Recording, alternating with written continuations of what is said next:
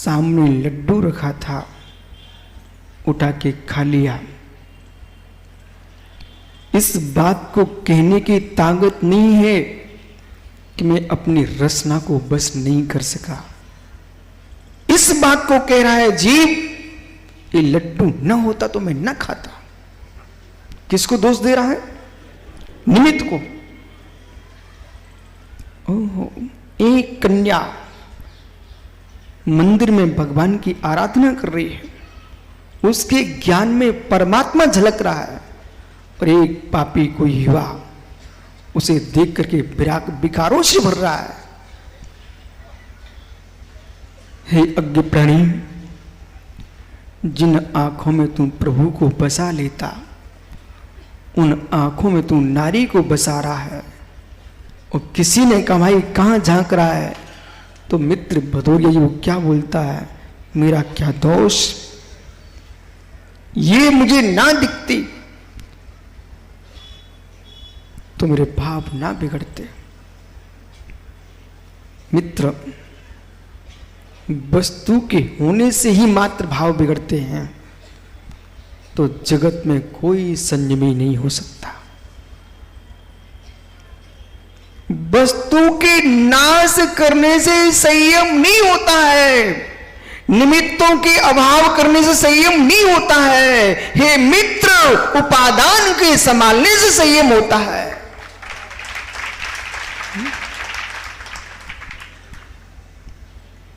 चले जाओ घर छोड़ के अंकित, बेटा जाओ घर छोड़ के, कहां जाना चाहते हो?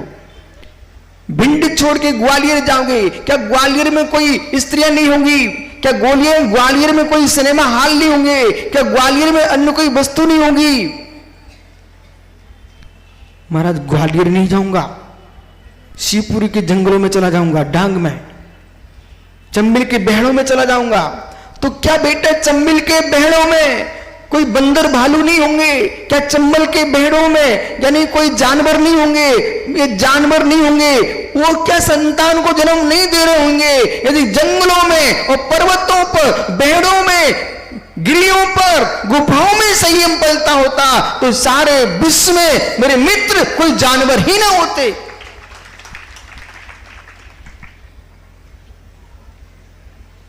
एक मानसिकता ऐसी खड़ी कर दी गई लोगों के मस्तिष्क में, जंगल में जाओगे तभी संयम पलेगा। अरे ज्ञानियों, जंगल में भी असंयम होता है, और ज्ञानी पटना जैसी सिटी के अंदर सुदर्शन जैसे ज्ञानी महामुनि को केवल ज्ञान होता है।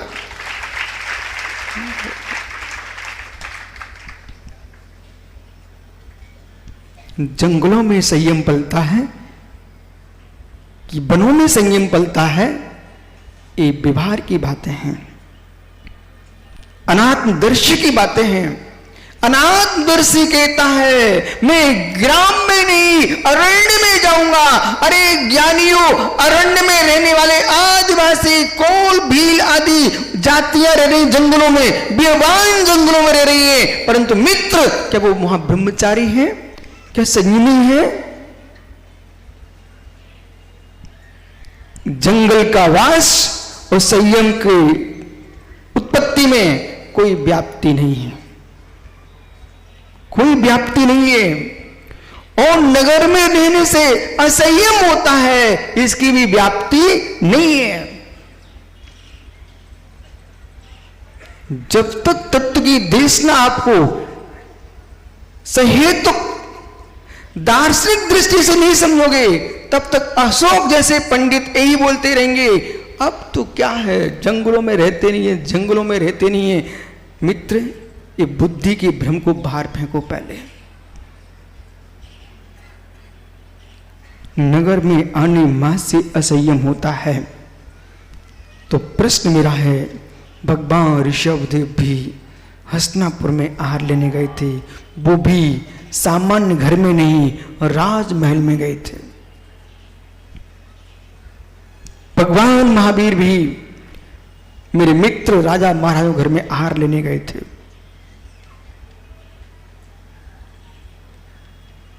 ये भी ध्रुव सत्य है। अभी गूढ़ रहस्य को जिस दिन समझोगे चलते चलते भी नहीं चलते आप।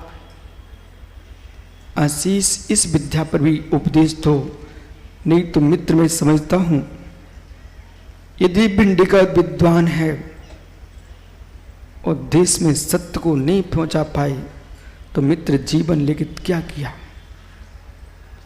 आशीष तुम जो चाहते हो कभी कर नहीं पाते हो। कुछ बोल सकते क्या मित्र, जो आप चाहते हो कर नहीं पाते हो, ऐसा भी होता है।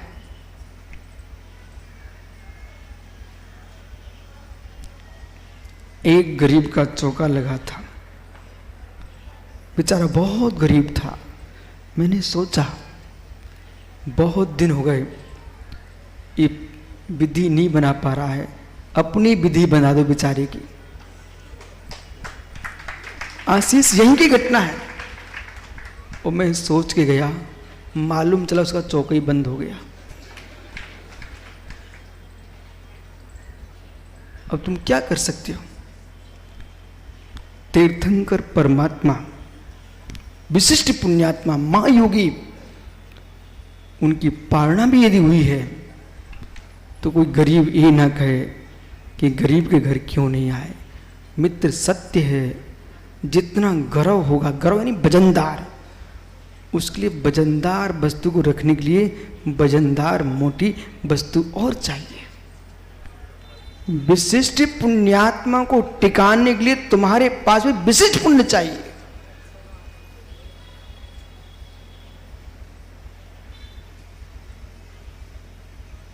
एक दिन के स्वाध्याय से और एक ग्रंथ के वाचन से आप सिद्धांतों को पूर्ण नहीं समझ सकते हो। तुम कहीं जा रहे थे, कदम कहीं रुक गया। हे जीव, निमित्तों को दोष दे दे करके स्वच्छंदी मत हो जाना। ईश्वर के सिर पर कर्तृत्व मड़ मड़ करके स्वच्छंदी मत हो जाना। दुकान क्यों खोलते हो, रखो ना ईश्वर के सिर पर। व्यापार क्यों करते हो, रखो ना ईश्वर के सिर पर। खेत में दाना क्यों बोते, रखो ना ईश्वर के ऊपर।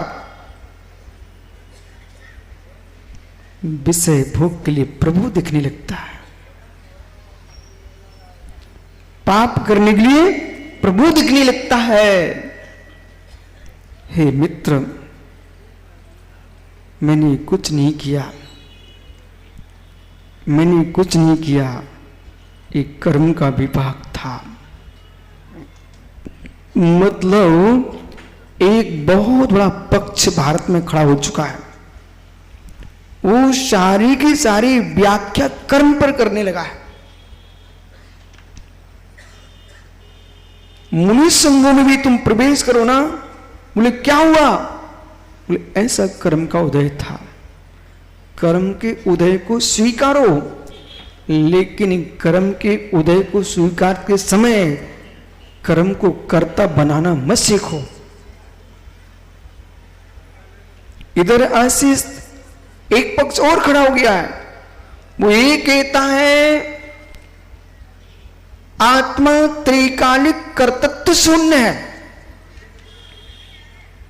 आत्मा त्रिकालिक कर्तृत्व शून्य है, और जिसने आत्मा को त्रिकालिक कर्तृत्व शून्य देख लिया है, उस व्यक्ति ने समय सार का तो नाश ही कर दिया।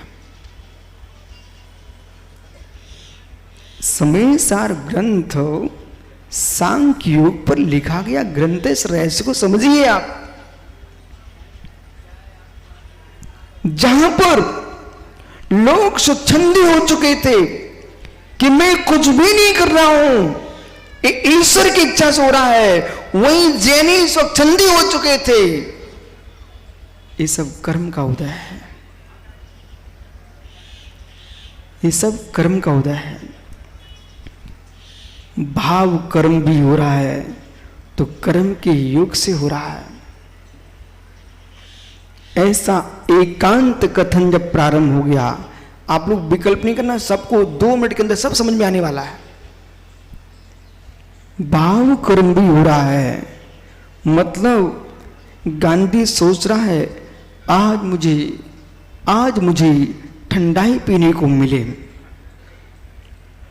ऐसा चिंतन कर रहा है। तो फिर वो मालूम क्या बोलता है, ऐसे मेरे कर्म का उदय आया कि मुझे ठंडाई पीने के परिणाम हो रहे हैं।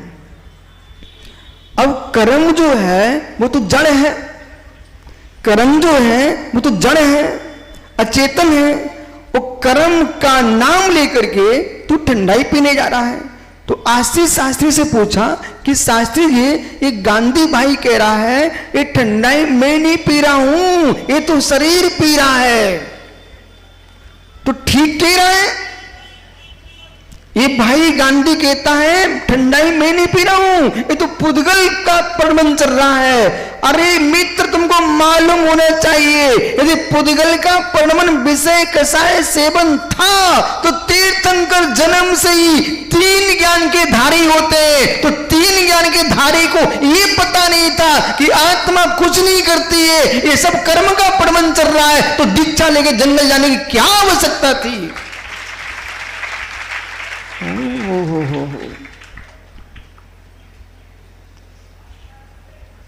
और कुंद देव का यदि ऐसा ही प्राय था तो स्वयं दिगंबर मुनि बने क्यों? बराबर भैया? जितनी आचार्य मुनिगण हैं, यदि यूं कहें विद्वान है कि जो कुछ हो रहा कर्म के उदय से हो रहा है, जो कुछ हो रहा कर्म के उदय से हो रहा। अरे ज्ञानियों, कर्म के उदय पर ही तुम टिक गए, मात्र कर्म ही तुमने स्वीकार कर लिया, तो आत्मा करता है कि नहीं? आत्मा करता है कि नहीं? तो कर्म का बंध भी कर्म ने किया, कर्म का भोग भी कर्म करेगा, और जब शरीर जल जाएगा तो उन साथ में कर्म जल जाएंगे। ऐसा है नहीं है, ऐसा है नहीं है। उत्तम संयम का दिन है आज, उत्तम संयम का दिन है। हे जीव, कर्म के उदय आने पर भोगना ही पड़ेगा, सही है ना? बोलो ना जोर से, कर्म के उदय आने पर भोगना ही पड़ेगा, सही है ना? कितने लोग सही बोल रहे हैं? हाथ ऊपर करो ना। बहुत बढ़िया। देख लो प्राचार्य जी, 2 महीने हमें हो गए यहां पर, तब भी मैं ये नहीं सिखा पाया इनको तुम क्या कर रहे सब। वो कितने हजारों विद्वानों को तुम सुन चुके होगे। आशीष मित्र, तू भी बता दे, ये लोग बोल रहे कर्म के उदय को भोगना ही पड़ेगा, ऐसा ही है ना?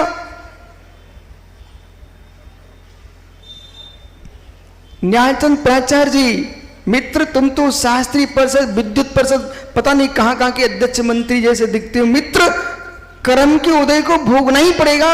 यदि आप नहीं बता पाते तो अपने विद्युत परिषद के अध्यक्ष मंत्री को फोन लगा के पूछ लो। जितने देश के शास्त्री, विद्युत परिषद के ज्ञानी लोग, सबसे पूछ लो मित्र, जितने आचार्य मुनिगण हैं, जितने विद्वान हैं, कर्म के उदय को भोगना ही पड़ेगा। एक बार पुनः पूछ लेता हूं, माताओं, कर्म के उदय को भोगना ही पड़ेगा ना?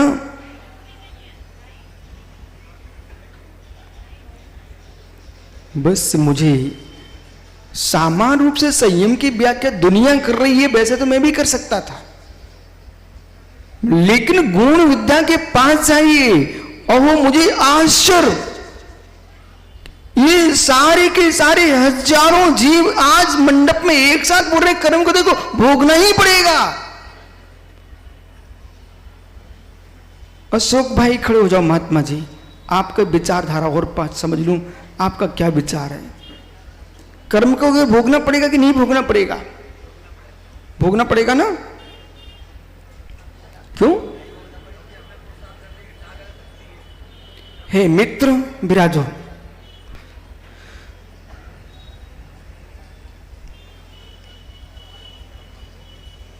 कर्म का उदय भोगना ही पड़ेगा। जिसके मस्तिष्क में सूत्र गूंज रहा है उसको ठीक कर दो।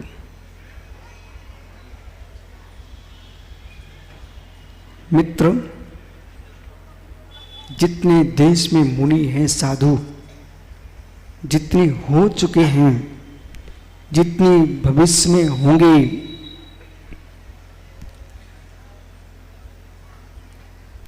चाहे पुण्य कर्म हो चाहे पाप कर्म हो, भोगना ही पड़ेगा।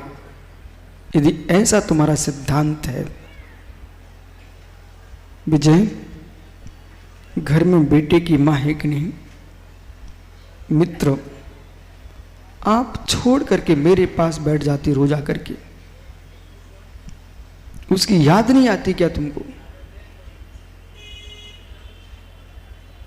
प्राचार्य जी, नाती पोते सब कोई आपके घर में हैं, फिर भी आप छोड़ के मेरे पास आ जाते हो, क्या उनके प्रति राग नहीं है? एक एक शब्द पकड़ना, राग है, इसमें कोई शंका नहीं है, पर स्वामी प्रवचन सुनने के भाव आते हैं तो राग को भी झटका मार के आ जाते हैं।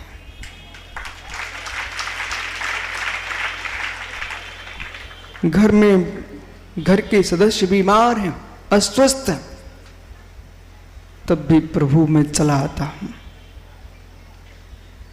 ऐसे भी गरीब लोग होंगे इस सभा में। मित्र, अपने आप को गरीब मानना मत। यानी सुखानंद साड़ी जो बेचारे ठेले लगा के जाएंगे, वो कहीं फुटपाथ पे खड़े होंगे, तब शाम को घर की व्यवस्था बना पाएंगे। वे भी अपनी गरीबी को धक्का मार करके प्रवचन सुनने चले आते हैं।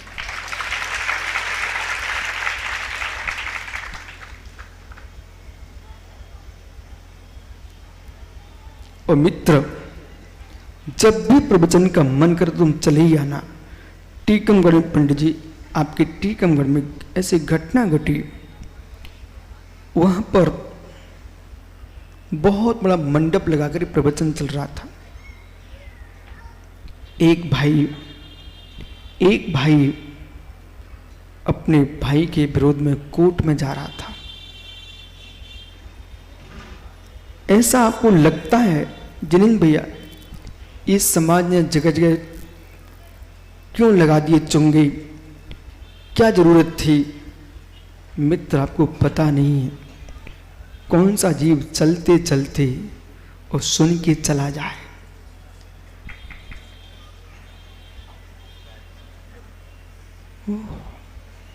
प्राचार्य जी, भाई सगे भाई के ऊपर कोर्ट में केस करने जा रहा था, पर माइक की आवाज रोड पर आ रही थी। सुनते उसके भाव बदले। वो घड़ी देखता, भी आधा घंटा है कोर्ट खुलने का, अपन आधा घंटा प्रवचन सुन लेते। वो आधा घंटे प्रवचन सुनने बैठ गया और सुनते सुनते मित्र कितने खट्टा नींबू हो और उसमें आपने मिश्री घोल दी तो खटास मिठास में बदलती है। खटास मिठास में बदलती है। वो भैया प्रवचन सुनते सुनते